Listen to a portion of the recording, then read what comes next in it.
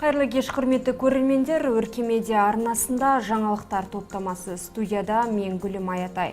Бүгінгі күннің басты жаңалықтары аңдатпада. Бағалы ақпарат. Балқаш станциясында ерлі зайыпларды өлтіріп, артынша ізін суытқан күдіктіге сыйақы тағайындалды. Түнгі заң бұзушылық. Қарағанды облысы бойынша көңіл көтеру мекемелерінде 100-ден аса қылмыс жасалған. Жаңа пункт 17-ші мөлтек ауданында жұмыспен қамту орталығының бөлімшесі ашылды. Бүкіл жұмыссыз азаматтарға арналып, екінші пункт аштық.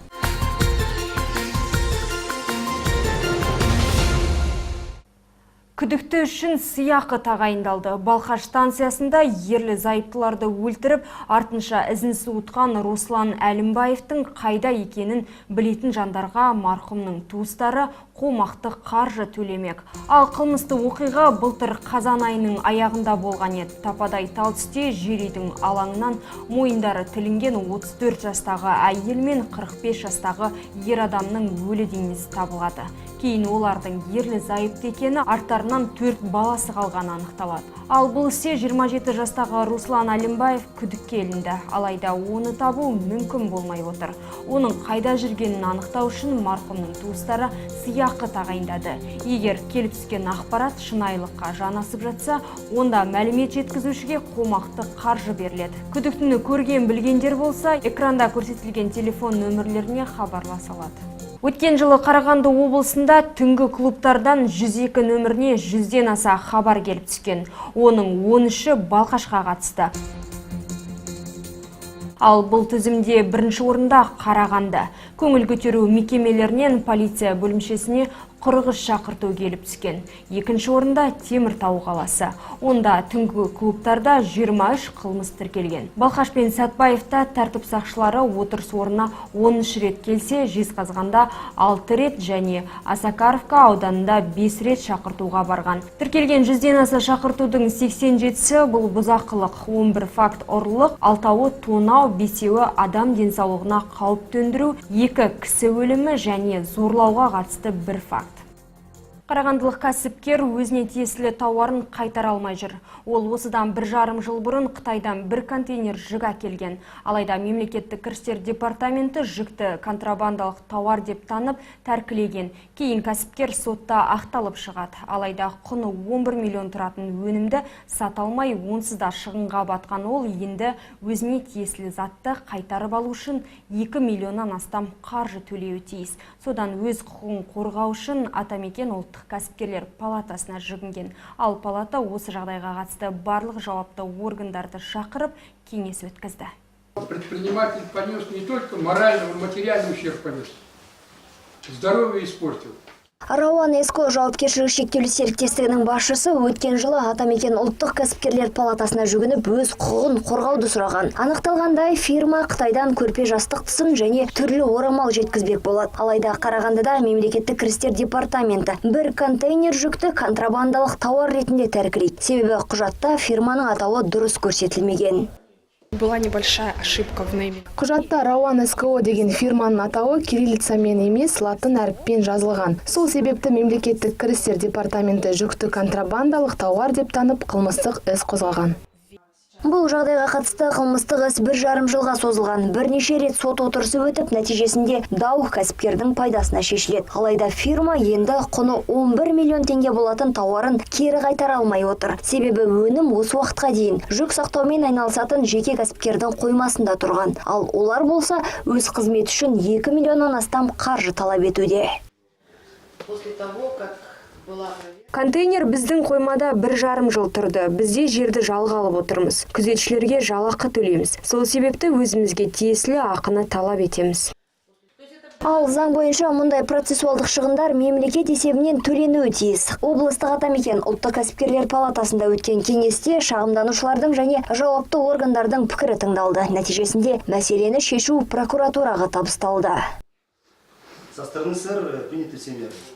Жүкті сақтаған фирма 1,5 жыл контрабандалық тауарды сақтағандарын айтып, мемлекеттік кірістер департаментіне шағым жазулары қажет. Сол шағым бойынша 2 миллионнан астам қаржы процессуалдық шығын мемлекеттен төленеді.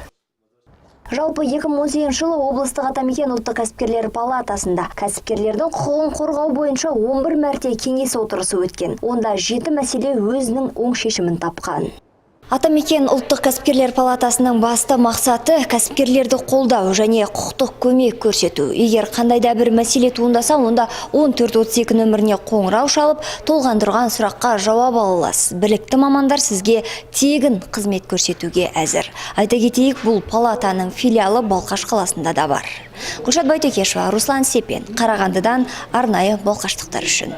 Атамекен кәсіпкерлер палатасы кәсіпкерлер арасында сауалнама жүргізуді бастады. Оның аясында Балқаш қаласы бойынша 4000 бизнес өкілі қамтылады. Біз облыста бизнесмендер саны жағынан 9 қаланың ішінде Қарағанды, Теміртау, Жезқазғаннан кейінгі 4-ші орындамыз. Ал сауалнама кезінде мамандар кәсіпкерге 1 сағаттан кейін хабарласатындықтарын ескертіп, SMS хабарлама жібереді, кейін қоңырау шалады. Кәсіп жүргізуге қатысты қандай да бір мәселе болса, оны түртіп алып шешу жолдарын қарастырады. Одан бөлек Атамекен сервис порталы мен мобильді қосымшасының мүмкіндіктері таныстырылады. Аталған қосымшада несие алуға, бизнес бойынша білімін жетілдіруге тапсырыс беріп, құқықтық көмек алуға болады. Кейін сауалнама кезінде жиналған ұсыныс тілектер жүйеленіп, мемлекеттік органдар мен әкімдіктерге жіберіледі. Все данные меры поддержки. Кәсіпкерлерді Атамекен сервис порталында тіркелуге шақырамыз. Себебі онда 60 түрлі қызмет көрсетіледі. Ал сауалнама кәсіпкерлер базасын жаңартып, бизнесмендердің негізгі мәселесін анықтау мақсатында ұйымдастырылып отыр. Аса ауқымды мәселелерді республика деңгейінде шешу үшін үкіметке жіберіледі. Елімізде өзін-өзі жұмыспен қамтамасыз етіп отырған азаматтарға бірыңғай жиынтық төлем төлеу міндеттелді. Ол үшін салық бөлімшесіне тіркеуге тұрудың қажеті жоқ. Жаңа төлем ешқандай жалдамалы жұмыскердің көмегінсіз бір өзі кішігірім кәсібін дөңгелетіп отырған тек жеке тұлғаларға қызмет көрсететін және жеке кәсіпкер ретінде тіркелмеген азаматтарға қатысты. Олардың табыс көзі айына 240 мың теңгеден аспау керек. Міне осы талаптарға сай келетін өз-өзіне жұмыс жасап отырған тұлғалар ай сайын бір айлық есептік көрсеткіші, яғни 2525 теңге төлейді. Ал аудан мен ауылдықтар үшін бұл сома арзанырақ 2263 теңге. Оны банк, терминал, мобильді қосымша арқылы төлей аласыздар. Аударылған ақша азаматтарға арналған үкімет мемлекеттік корпорациясына түседі. Белгілі соманы төлеу арқылы қазақстандықтар зейнетақы жарнасын, әлеуметтік және міндетті медициналық сақтандыру мемлекеттік қоры және міндетті медициналық сақтандыру қорына аударым жасай алады. Данный вид платежа могут... Бірыңғай жиынтық төлемді пәтерлерін жалға беретіндер, такси жүргізушілері және жазда жеміс көкөністерін сататын саябақ иелері қолдана алады. Сонымен бірге үй жағдайында маникюр, педикюр жасаумен айналысатындар төлеулеріне болады. 17-ші Мөлтек ауданында жұмыспен қамту орталығы пункті ашылды. Енді екі қолға бір күрек іздеп жүрген балқаштық тұрғындар орталыққа сабылмай-ақ жақын маңдағы бөлімшеге бара алады. Пункт Ленин көшесінің бойындағы сауда үйінде бірінші қабатта орналасқан. Аптасына 3 күн жұмыс істейді. Сейсенбі, бейсенбі және сенбі күндері. Таңғы сағат 11:00-ден кешкі 17:00-ге дейін. Түскі үзіліс уақыты 1-ден 2:30-ға дейін созылады.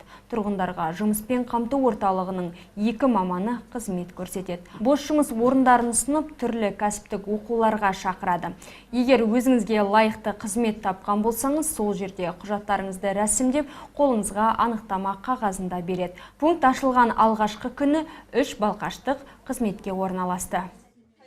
2018 жылы Қарағанды қаласында Қарағанды мемлекеттік техникалық университетін тамамдадым.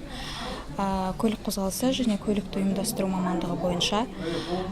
Содан биыл 2019 жылы Балқаш қаласында халықты жұмыспен қамтамасыз ету орталығына бардым.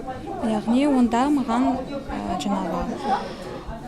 жастар тәжірибесін ұсынды өз мамандығым бойынша. Бүгіннен бастап жастар жылы болып аталғаннан кейін осы 17-ші Мөлтек ауданында жастарға арналып, бүкіл жастарға ғана емес, бүкіл жұмыссыз азаматтарға арналып 2-ші пункт аштық. Бүгін келіп түскен ақпараттар осымен тәмам. Егер бізбен бөлісер жаңалықтарыңыз болса, төменде көрсетілген нөмірлерге хабарласыңыздар. Ертең қорытынды жаңалықтарда кездескенше аман сау болыңыздар.